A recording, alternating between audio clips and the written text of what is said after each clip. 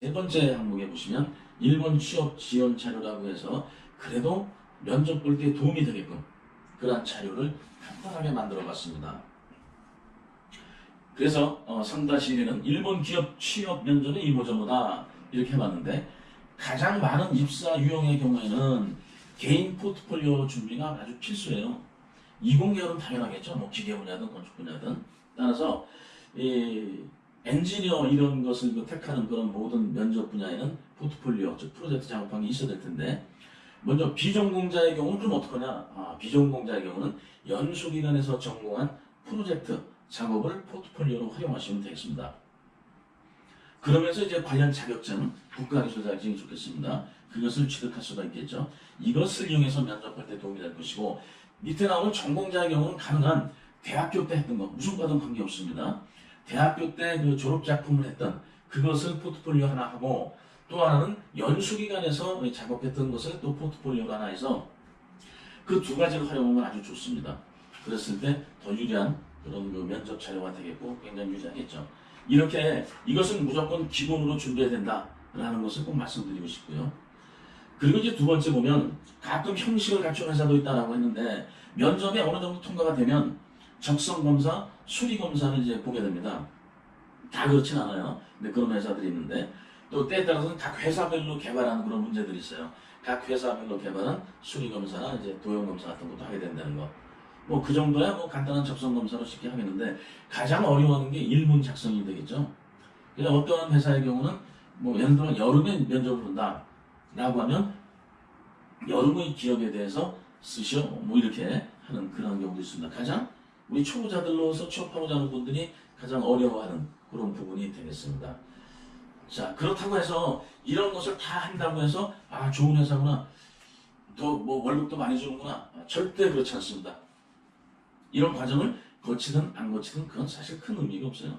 보통 괜찮은 우리 기업체들은 정말 아까 말씀드린 대로 면접을 보면서 어떻게 공부를 잘 해왔는지 또 인성은 어떤지 거기에 역점을 많이 둔다는 거 꼭 참고하시기 바랍니다. 맨 아래 보시면 이제 개인 면접을 준비할 때 뭐 1대1 면접 연습도 많이 하겠지만 요즘 이제 일본에 있는 분들하고 이 면접 볼 때 스카이프 면접도 많이 보겠죠. 화상 면접도 그런 것도 준비해두면 더 도움이 될 것 같습니다. 그러면서 또 이제 면접 볼 때 지원이 될 수 있는 또 참고할 수 있는 자료가 3-2에 취업 성공을 위한 면접 자료를 한 10가지로 나눠봤어요. 너무 많긴 하겠지만 이런 내용들은 여러분들이 꼭 참고를 해주시는 게 상당히 좋은데 대략 특히 중요한 건 6번째, 7번째 나오는 게 특히 중요하고 꼭 준비를 잘 해둬야 된다라고 말씀드리고 싶어요. 대학교를 못 다 다녔으니까 대학교에서 무슨 과목을 배웠고 무엇을 전공했는데 좋아하는 과목이 뭐였고 무슨 과목을 잘했고 이러한 것들에 대한 준비가 꼭 필요합니다.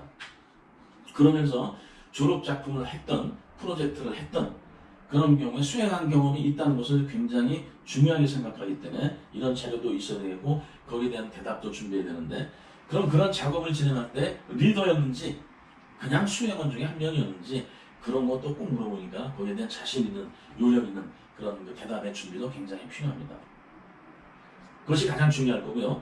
네 번째는 자신의 장점과 단점이 있는데 단점은 굳이 장점 낼 만한 걸 단점식으로 얘기해도 좋을 것 같고요. 어쨌든 자기 PR입니다. 자기 PR. 그것에 대한 것이 꼭 필요할 것이고 그리고 가장 흔한 거야. 1, 2번에 나오는 일본에 취업하려고 하는 이유는 뭐냐. 그리고 우리 회사에 지망하게 된 동기는 뭐냐 하기 때문에 그 회사에 대한 정보는 미리 좀 생각을 해두고 준비해둬야 되겠죠. 자, 그것이 이제 그 면접 보게 될 때 가장 기본적인 내용이고 나머지들은 그런 것이 쭉 있구나라고 해서 준비를 해두면 상당히 그 면접에 큰 도움이 될 것 같습니다. 다음으로 이 세 번째 보시면 우리 또 한국 사람들이 또 일본에 가서 우리 청년들이 일본에 가서 생활하게 되니까 정보들이 인터넷에 흔히 많이 있는 거 다 아시겠지만 공식적인 정보가 잘 나와 있는 게 우리 이제 일본에 취업했던 선배들 이런 분들이 많이 얘기해줬던 꼴짝 2가지 써봤는데 가나가와 국제관광국 한국어판 생활정보라는 게 있어서 아마 그거 보시면 상당히 가기 전에 많이 도움이 될 것이고 블로그도 상당히 많이 있죠. 특정한 학원에서 하는 것도 있고 많이 있던데 보니까 자 그런 것보다는 거기 나와 있는 그런 그 블로그 일본에서 많이 생활했던 우리 한국인들이 추천했던 그런 블로그도 있으니까 참고하시면 더 나은 미리 정보를 알고 가서 더 나은 생활할 수 있는 그런 자료도 될 것 같습니다. 다음으로 네 번째. 자, 지금까지 얘기한 그런 내용들, 뭐 일본의 취업에 대한 상황, 전공에 대한 상황, 뭐 면접에 대한 상황 이런 것들을 쭉 해봤는데, 자, 그렇다면 구체적으로 이런 이공계열 분야 중에서 기계공학 계열이든 건축공학 계열이든 뭐 비전공자분도 같이 보시면 되겠습니다. 연수를 받으면 똑같은 입장이 될 수가 있으니까. 자, 그런 이제 그 연수에 대한 특징, 어떻게 공부를 해야 되는지 거기에 대한 것을 말씀을 드리도록 하는데, 그 상단에 써 있는 것처럼 한국산업인력공단 해외취업센터에 전부 그 수록이 되어 있는 그런 내용이고, 월드잡 플러스를 보시면 확인하실 수 있는 정부 지원하는 청년들의 해외 취업에 관계된 그런 내용이 되는 거 참고하시고 내용을 보도록 하겠습니다. 기계공학 계열 일본 취업 연수의 핵심입니다. 자, 이거는 기계공학 계열 기계, 전기, 전자 뭐 다 해당이 됩니다. 뭐 이공계열은 다 해당이 된다라고 보시고, 꼭 기계공학과, 자동차과 이렇게 얘기하는 거 아닙니다. 우리가 기계 계열하면 다 기계, 전기, 전자니 그런 유사한 과를 다 묶어서 통틀어서 얘기한다는 거. 뭐 때에 따라서는 뭐 전혀 관계없는 비전공자지만 이 분야에 흥미가 있어서 공부하고 취업을 하고자 하는 분들은 해당이 되겠습니다. 그래서 이 자료를 보면 일본 3D 자동차 부품 기계 설계라는 이런 핵심 제목이 있어요. 자, 이 경우에 첫 번째 내용에 보시면 이 분야로 취업을 하고자 할 때, 뭐 스스로 혼자 공부하고자 할 때 마찬가지입니다. 그럴 때 가장 기본적인 것은 도요타 계열의 카티아라는 툴, 또 닛산이라는 자동차 계열의 NX, 유지라고도 옛날에 많이 얘기했죠. 뭐 중국에 가면 뭐 유지 NX 이렇게도 얘기하던데, 어쨌든 도요타 계열의 카티아라는 것, 닛산 계열의 NX라는 것, 이 두 가지를 해두면 자동차 설계 분야 취업은 거의 천원정이다. 전 세계적으로 그렇게 보시면 되겠습니다. 두 번째 보시면 그래서 카티아와 NX를 활용할 줄 알고 설계 기술을 그려낸다. 이건 도면을 볼 줄 아는 능력이죠. 도면을 못 봐가지고는 어떻게 작업을 못 하겠죠. 그 다음에 CA 해석, 뭐 구조 해석도 있고, 뭐 유체 해석도 있고, 열 해석도 있고 많이 있겠죠. 그런 해석에 대한 능력. 또 일본 현장 실무라고 하는 것은 그 자동차 부품 설계, 또 기계 설계 관련된 전문 용어들을 얘기를 하겠죠. 그런 것을 알고 취업을 해야 되겠다라는 것을 말씀드리고, 특히 세 번째 나오는 것은 일본에는 다국적 자동차 회사들도 굉장히 많습니다. 따라서 일본어 능력이 우선돼야 된다는 건 당연하겠고, 그러면서 영어 능력이 포함된다면 굉장히 유리합니다. 그 자체에서도 경력자로서 이동도 굉장히 유리하고 하는 그러한 능력을 갖추고 있으면 참 좋겠다. 이것이 우리 자동차 부품 기계 설계에 대한 그런 전반적인 학습을 해야 되는 그런 내용이었고요. 그러면서 대략 교육 환경은 학교 다닐 때라든지 아니면 특히 연수 기간에서 볼 수 있는 그런 내용들인데, 3D CAD를 해야 된다는 거, 아까 얘기한 해석 CAE를 해야 된다는 거, 정밀 측정 실습은 설계자이기 때문에 이 측정을 할 줄 알아야 되겠죠. 가서 측정하고 막 그러진 않더라도. 그러면서 뭐 밑에 나오는 기계공학에 대한 내용은 아는 것이 당연히 필수가 될 것이고, 그 여러 가지 중에서 가장 중요한 건 일본어 능력이겠죠. 뭐 N2, N1 시험도 있고, JLPT 시험, 그다음 JPT 시험도 있을 것이고, 어쨌든 그러면서 능력에 대한 점수를 갖추거나 자격을 갖춰야 될 겁니다. 아주 중요한 일본어 회화가 안 되면 아무리 공학 기술 능력이 뛰어나면 뭐겠어요. 말이 안 되면 아무 소용이 없겠죠. 이러한 것들을 같이 기획문 연수에서 이제 공부하게 되고 진출하게 된다는 것도 참고하시면 되겠습니다. 다음으로 건축공학 계열 한번 보겠습니다. 일본에서는 건축계열이라고 하면 건축, 토목을 동일한 선상으로 보고 있어요. 그래서 건축과든 뭐 토목과든 그 요즘은 뭐 건설 환경과라고도 많이 그러죠. 그런 유사과들을 다 통틀어서 건축공학 계열로 보도록 하겠습니다. 대체로 건축기사 볼 수 있는 그런 과도 관계없겠습니다. 거기도 같은 전공이라고 볼 수가 있겠는데요. 내용을 보면 일본의 건축 설계, 건축 시공관리, 취업 기술의 핵심을 나눠봤는데, 첫 번째 경우는 건축 설계 분야로 취업하고자 하는 경우입니다. 아까 취업 성공기 한국산업인력공단 내용 말씀드렸을 때 그 취업한 거는 건축 설계 분야이죠. 주택 설계인데, 여기도 마찬가지로 첫 번째 건축 설계로 취업하고자 하는 거는 기본적인 것이 오토캐드예요. 일본의 뭐 JWCAD인가요? 그것도 있죠. 어쨌든 오토캐드가 가장 기본일 것이고, 그건 국내에서도 많이 쓰고 있고, 스케치업도 마찬가지입니다. 국내나 일본이나 비슷하고. 그러면서 BIM 설계가 굉장히 필요할 건데, 빌딩 정보 모델링. 이 경우로는 이제 여러 가지가 있겠지만 가장 핵심적으로 많이 쓰는 것이 레빗입니다. 우리나라도 그렇고 일본도 그렇고. 그래서 이 레빗까지 활용할 수 있으면 건축 설계 분야 취업에는 굉장히 유리하다. 많이 선택해서 면접 보고 진출할 수 있다. 이렇게 설계 분야로 가고자 하는 분들을 택해야 되는 그런 첫 번째 칸이 될 것이고, 두 번째로 나는 설계보다는 현장이 좋다.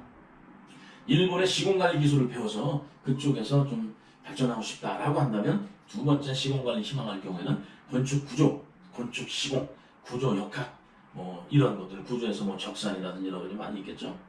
이런 능력을 확보해야 됩니다. 약간 다르죠. 설계 분야로 진출할 때와 구조관리 시공 분야로 진출할 때와. 그러나 이제 우리 K무브 연수는 기본적인 자질은 다 갖추도록 그렇게 하고 있습니다. 그리고 맨 밑에 나오는 것처럼 설계 분야는 일본어가 약간 부족해도 채용한다고 하는 그런 관대한 측면이 있어요. 예를 들어서 자료를 여러분들이 많이 보시면 N3만 돼도 괜찮다는 건 설계 분야에서 많이 볼 수 있는데, 시공관리 분야는 현장에서 대화를 해야 되겠죠. 그러다 보니까 설계 분야보다는 당연히 그 일본어 능력이 더 훨씬 나아야 될 것입니다. N2, N1 뭐 이렇게 그런 능력이 된다면 그것도 아주 괜찮습니다. 그런 여건들을 잘 갖춰서 본인들이 이제 선택해서 진출할 수 있는 과정도 있다. 그럼 역시 교육에 대한 것은 뭐 다 비슷하겠죠. 설계 분야 쪽에서는 기초 설계에 대한 내용을 비롯해서 건축 캐드, 뭐 보통 오토캐드나 뭐 또 옆에 나온 스케치업이나 이런 걸 통해서 기본을 다루고, 그러면서 레빗을 통해서 이제 BIM 설계, 또 좀 더 쉽게 진출하고자 하면 BIM 오퍼레이터도 많이 있습니다. 이렇게 진출할 수 있는 분들은 건축 설계 분야가 될 거고, 이 시공관리 분야나 그런 것으로 진출하고자 할 분들은 그 다음에는 공정계, 그 다음에 물량산출 적산이라든지 구조계산이라든지 그런 데에 좀 더 출중해야 되겠죠. 그렇게 분야로 진출할 수 있다는 것도 참고해서 보실 수가 있을 것입니다. 이렇게 우선 일본의 최근에 가장 핫한 취업 분야 중에서도 구체적인 기술 분야를 말씀을 드렸습니다. 이 분야들은 일본에 취업하든 또 국내에서 취업하든 또 여러 가지 생각해서 나중에 다른 나라로 더 진출하고자 할 때도 굉장히 필요한 국제적인 기술 분야다라고 보시면 되겠어요. 그래서 이러한 2019년도에 이런 관련 일정들은 월드잡 플러스에 보시면 자세히 나와 있습니다. 꼭 참고하시길 바라고요. 이런 국비지원 혜택은 아주 좋은 우리 청년들한테 지원되게 되는 아주 중요한 이 계기가 될 것이고, 이것은 다 어느 정도 기업체하고 맞춤 교육식으로 진행이 되는 거기 때문에 해외 취업 연계는 사실 또 아실 수 있을 겁니다. 그래서 그 내용이 나오는 것처럼 해외 취업의 모든 것은 월드잡 플러스를 확인해 보시면 될 거고요. 여기 보시면 저는 이제 오늘 일본에 대한 것만 말씀을 드렸지만, 뭐 일본에서 뭐 IT 분야가 관심이 있다든가 또 많이 있습니다. 또 미국이든 캐나다든 호주든 뭐 베트남이든 기타 여러 나라들에 대한 정보가 다 실려 있습니다. 또 여러 가지 직무도 다양하게, 뭐 관광 쪽의 직무도 있고 상당히 많이 있으니까 그것을 참고하셔서 너무 지금 한정된 취업 범위 국내에서 그것만 생각하지 마시고 좀 세계적인 안목을 키워도 처음엔 고생은 하겠지만 미래를 봐서는 더 나아질 수 있는 그런 계기도 될 수 있다, 이렇게 보겠고요. 아무튼 청년 여러분들의 세계화를 저는 적극합니다. 제가 이것을 시작하게 된 동기는 기술에 대한 것도 무료로 제공하려고 시작을 했는데요.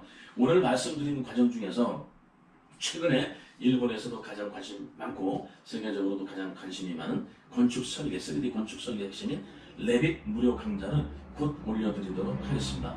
그래서 우선 담당 교수님과 일정을 좀 한번 말씀드리는 그 기회를 한번 갖고, 그 다음에 강좌 내용들을 좀 올려드릴 테니까 뭐 개인적으로 또 현재 대학교 다니면서라든가 그런 분들 준비할 분들은 준비하실 수 있게 방향을 저희가 제시할 수 있고, 또 자동차 설계 분야, 기계 설계 분야의 3D도 곧 이어서 계속 할 수 있도록 그렇게 올려드리도록 그렇게 하겠습니다. 시간이 많이 걸리겠지만 꾸준하게 여러분들의 계속적인 관심 부탁드립니다.